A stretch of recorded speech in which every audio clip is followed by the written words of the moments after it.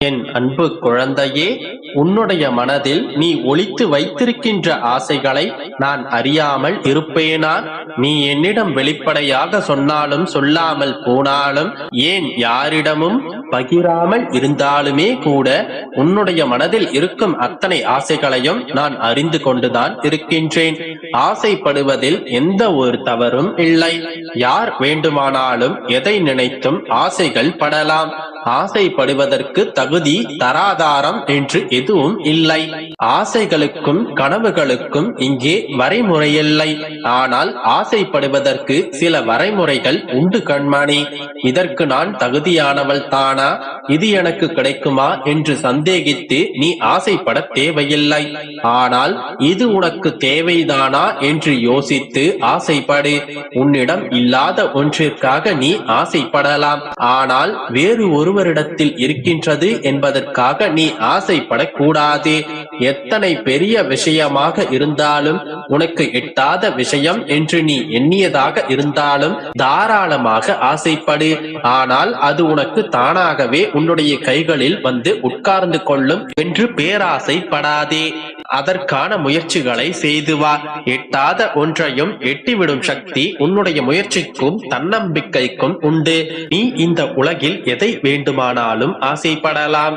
ஆனால் உன்னுடைய ஆசைகளையெல்லாம் யாரோ ஒருவர் எவரோ ஒருவர் வந்து நிறைவேற்றி தருவார் என்று ஆசைப்படாதே.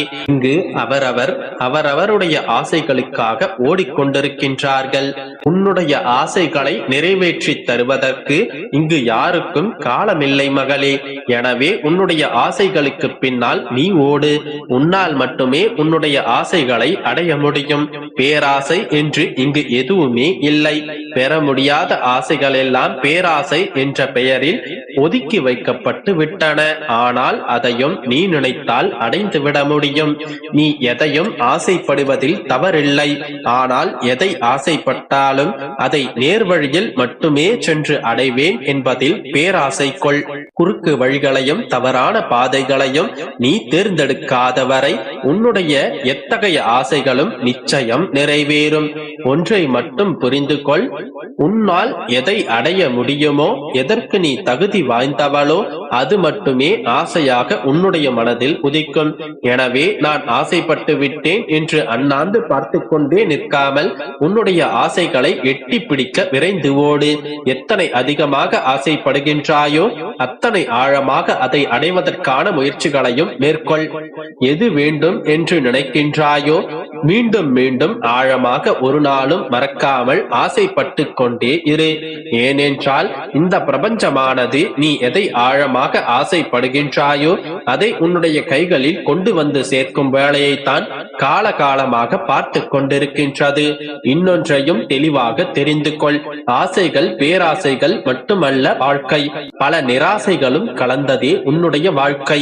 உன்னுடைய ஆசைகளை அழகாக பெற்றுக் கொள்கின்றாய் அல்லவா? அதே போன்று பல நிராசைகளையும் நீ ஏற்றுக்கொண்டுதான் ஆக வேண்டும். உடனே என்ன அப்பா, அப்படி என்றால் என்னுடைய ஆசைகள் எல்லாம் நிராசையாகிவிடுமா என்று பதறாதே. இப்பொழுதும் கூறுகின்றேன், ஆசைப்படுவதில் தவறில்லை மகளே. ஆனால் அந்த ஆசையை அடைவதற்கான உற்சாகமும் உத்வேகமும், அதை நான் அடைந்தே தீர்வேன் என்ற தன்னம்பிக்கையும் குறையாமல் இருக்க வேண்டும். எது நடந்தாலும் எத்தனை காலங்கள் ஆனாலும் நான் மனதார ஆசைப்பட்டது என்னிடம் வந்து சேர்ந்தே தீரும் என்ற அபார நம்பிக்கை உன்னுடைய ஆழ்மனதில் இருக்க வேண்டும். அதுவே உன்னுடைய ஆசைகளை நிறைவேற்றிவிடும். நம்பிக்கையோடு இரு, நல்லதே நடக்கும்.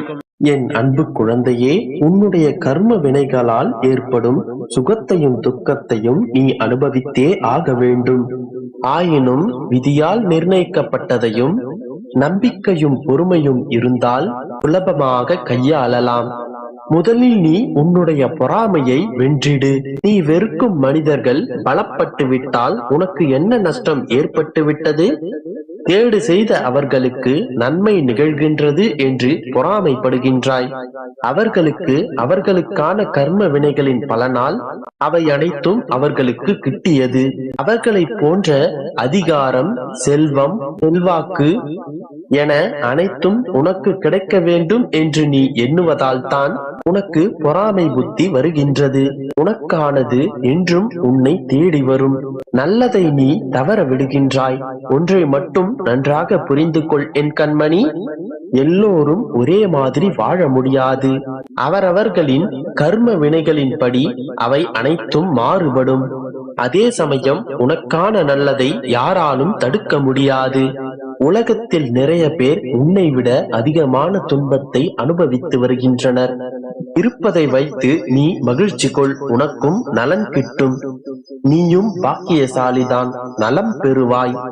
நலம் பெறுவதற்கான முயற்சிகளை மேற்கொள்வோம் என்று முடிவெடுத்து விடு. ஒன்றை இழந்தால் அதைவிட சிறந்தது உன்னை தேடி வந்து சேரும் என் கண்மணி. நீ இழந்தது உனக்கான நல்லது அல்ல என்பதை காலம் உனக்கு நிச்சயமாக உணர்த்தும். நம்பிக்கையோடு காத்திரு, நல்லதே நடக்கும். என்னுடைய பரிபூரணமான அருளும் ஆசீர்வாதமும் பெற்ற என்னுடைய செல்ல பிள்ளை நீ செல்லும் பாதை விடியலுக்கான பாதை. அந்த பாதை இருள் சூழ்ந்துதான் இருக்கும். பயங்களும் தயக்கங்களும் உன்னுடைய வாழ்வில் உனக்கு இருக்கத்தான் செய்யும். ஆனால் உனக்கென்ற பாதையில் உன்னால் மட்டுமே செல்ல முடியும். ஆனால் அந்த இருளில் உனக்கு துணையாக உன்னுடைய அப்பா என்றுமே துணை வருவேன் என் குழந்தையே. இருள் என்பதால் உன்னுடைய அப்பா உன் கண்களுக்கு புலப்படாமல் இருக்கலாம். ஆனால் உன்னுடைய அப்பா உன்னுடன் தான் இருக்கின்றேன் என்பதை என்றும் மறவாதே. நான் நினைத்தால் எதையும் உனக்கு சாதகமாக மாற்றுவேன். உன்னுடைய பாரங்களை இறக்கி வைத்துவிட்டு நீ சந்தோஷமாக இரு. நம்பிக்கையோடு இரு. நல்லதே நடக்கும். என் அன்பு குழந்தையே, இந்த நாளில் ஒரு நெகிழ்ச்சியான செய்தியை உன்னிடம் சேர்க்கவே காத்து கொண்டிருக்கின்றேன். மகிழ்ச்சியாகவே பெற்றுக்கொள். இன்று எனதிந்த ஆசிகளை நீ கேட்கவிருந்தால் இறுதி வரை கேள். ஒன்றல்ல இரண்டல்ல, பல நெகிழ்ச்சியான நிகழ்வுகள் உன் வாழ்வில் நிகழும். இதுவரை உன்னை வாட்டி வதைத்த கர்ம வினைகள் உன்னை விட்டு விலகப் போகின்றது. கடன் தொல்லைகள் முற்றிலுமாக விலகும். வரவேண்டியது வந்து சேரும். எதற்காக காத்து கொண்டிருந்தாயோ அது நிறைவேறும்.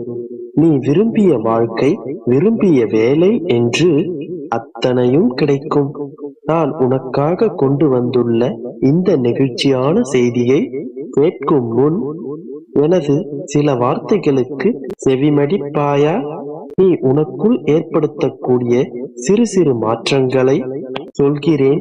அதை நீ சரி செய்து கொண்டு வா.